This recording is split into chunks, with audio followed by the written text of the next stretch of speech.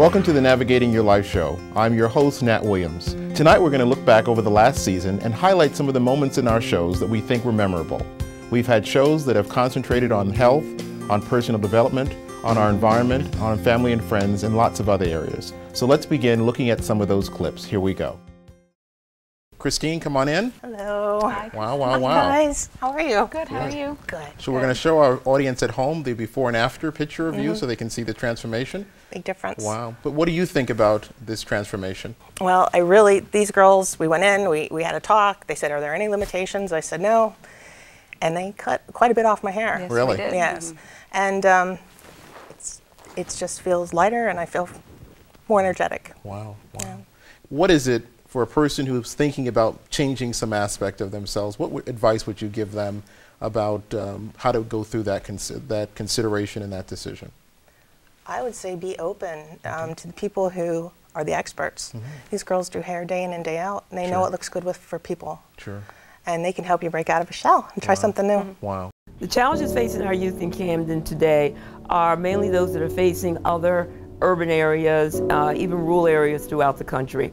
And they include getting an education, include having cultural and recreational exposure as they triumph towards adulthood, and also dealing with crime issues, safety issues that they face every day, sometimes to the level that people in previous generations have not had to face.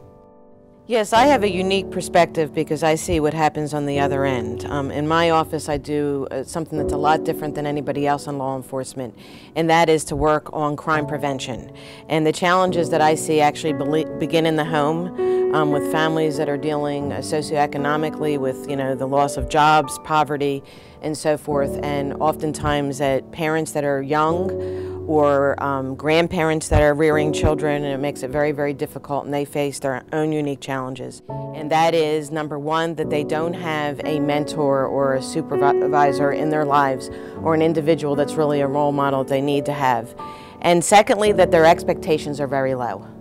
I mean, I have really never seen anything like it. It's a self-fulfilling prophecy that they really don't feel, there's a feeling of hopelessness.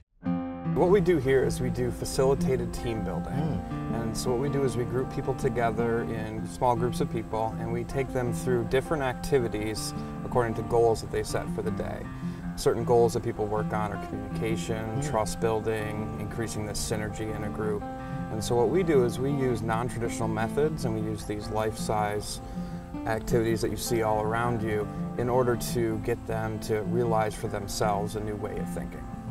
And Jason, what are some of the kinds of things that you encourage people to let some of this stuff go? Because they may have been sent here by their company as opposed to volunteering. So how do you disarm some of the people that come with some very strong armor? We start every program almost the same way. We start with very benign games, as most people see them. And as myself as a trained facilitator, I know exactly when I've broken through those people with the tough outer shell. Usually they come and they stand in a circle like this, and then slowly over time their hands drop, and their facial features tell me that, all right, I'll listen, I'll see what I can do. And usually those are the people who get the most out of the day.